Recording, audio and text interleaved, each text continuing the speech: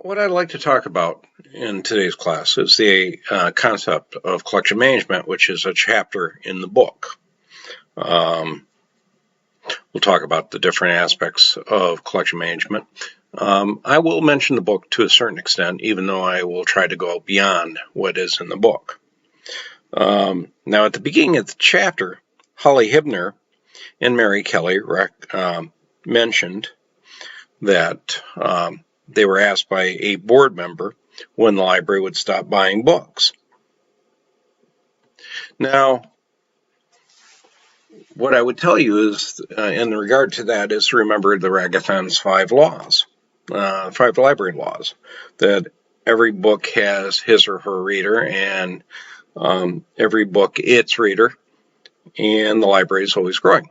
Now, I'm going to use books quite a bit in this talk, but when I say books, I mean more than just books. I mean it could be books, it could be any type of material in a library, Blu-rays, CD-ROMs, streaming audio, streaming movies, streaming anything electronic. It could also mean library of things, library that lends things other than, microscopes, etc. So when I will use books quite a bit in this lecture, but whenever I say the word book, I mean more than just books.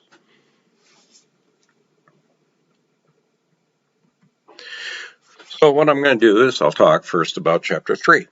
If you will look at illustration 3.1, you're going to notice that there's a importance in the process that a book follows through the library. From the moment that a person decides to buy a book, how much money they have, how they select the book, whether they use Kirkus or Choice or any other selection tool.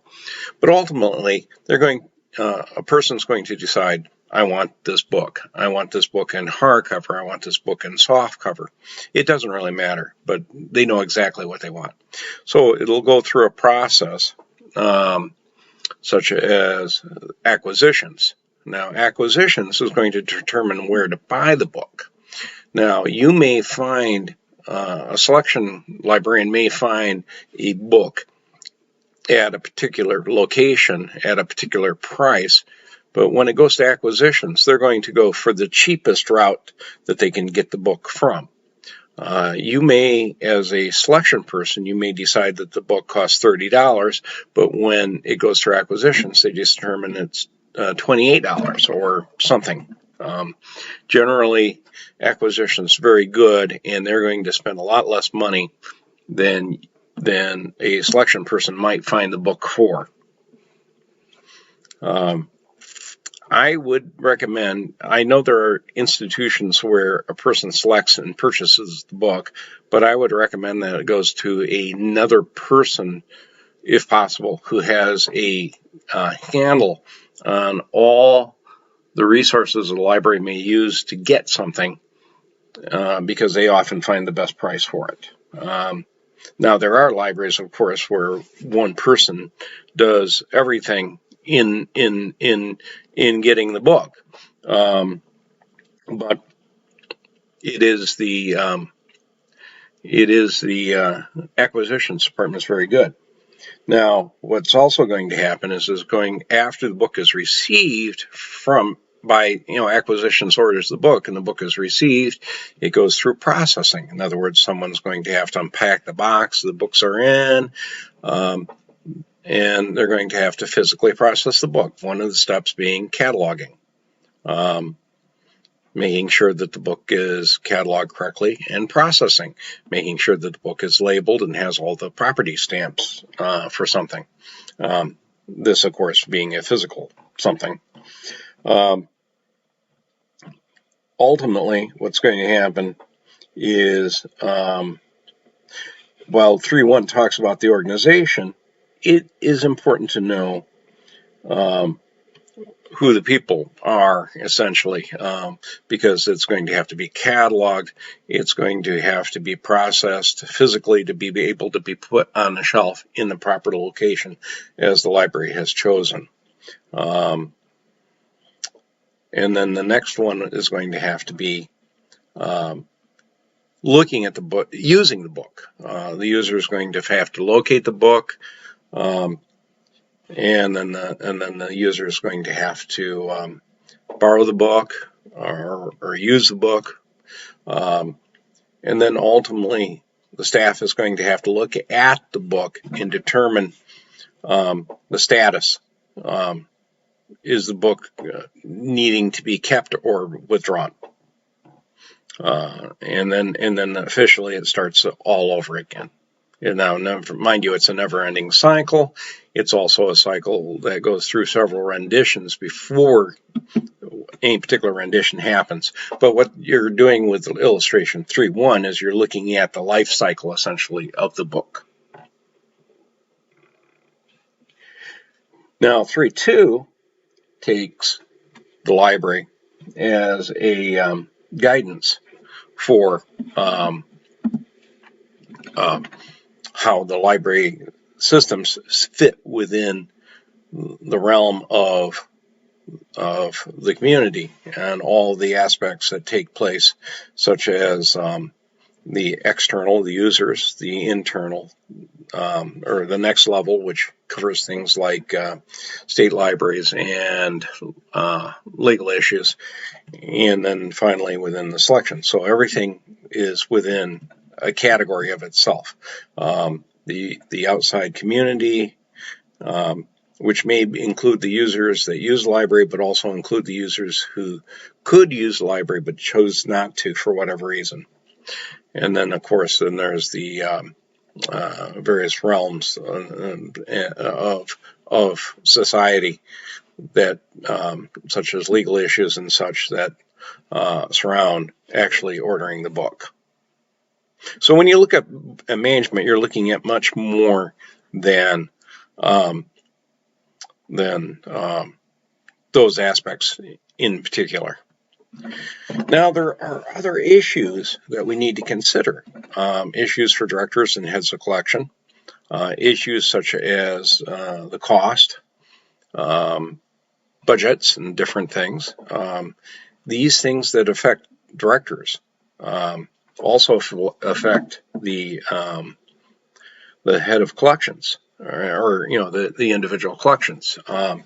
For example, as a director, when I was a director, I had to be concerned about everything for the library. And if you're in a public library, you have to be concerned about more things than, say, a university director. A university director has to be concerned with the aspects of the library within the guidance of the university, whereas a director of a public library generally has to be aware of everything in society and has to be concerned with how much money is being spent on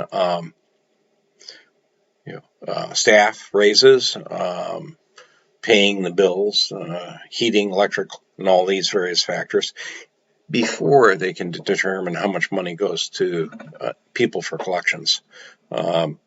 So as a director, I would be concerned, do I have enough money to pay the electric bill? Do I have enough money to give raises to staff? What issues do I see coming up in the library in terms of repairs? After I've taken care of all of these things, then I can determine how much money I'm going to give to people for collections. I will, as a manager, it's handy for me to say to a particular librarian, like a children's librarian, how much money do you need? For what purposes do you need this money? And then as I divide the money out, I can say, okay, I'm going to have to give more money to children's, but if I give more money to children's, I'll have to give less money to science collections or something of that nature.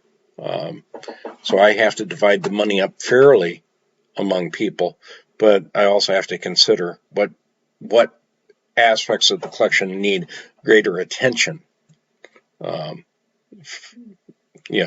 I use children's and science as an example to represent that I had to be concerned with all collection areas, including everything in the Dewey system, essentially. Nonfiction, children's, youth collection, and everything. Another issue that's brought up in the book that you're going to have to consider are things like blended collections. In other words, a collection that is more than just books. It covers books and electronic, etc. And then there's the aspect of floating collections. Now, floating collections is an interesting concept that some libraries utilize to different effects. For example, if you have a library that is a branch library where there are several branches, what a floating collection does is it says that somebody might borrow a book from one library and return it to a different library, say in the same branch system, but when they return it, it's going to be shelved at the library to which they return the item. Because this is all part and parcel of an integrated library system, so that when a book is returned to a branch, they know that it's been returned to that branch. That way, you don't have to ship the book from library to library. You can ship the book to the user who returns it to their library, and it stays there until someone else wants to use it. It may be at that library or maybe at a different library, but the book has only got to move one time and not two times, effectively. Take a section, read the section on floating collections. Floating collections is a very interesting topic. And there are several libraries, both in public and academic, that utilize floating collections.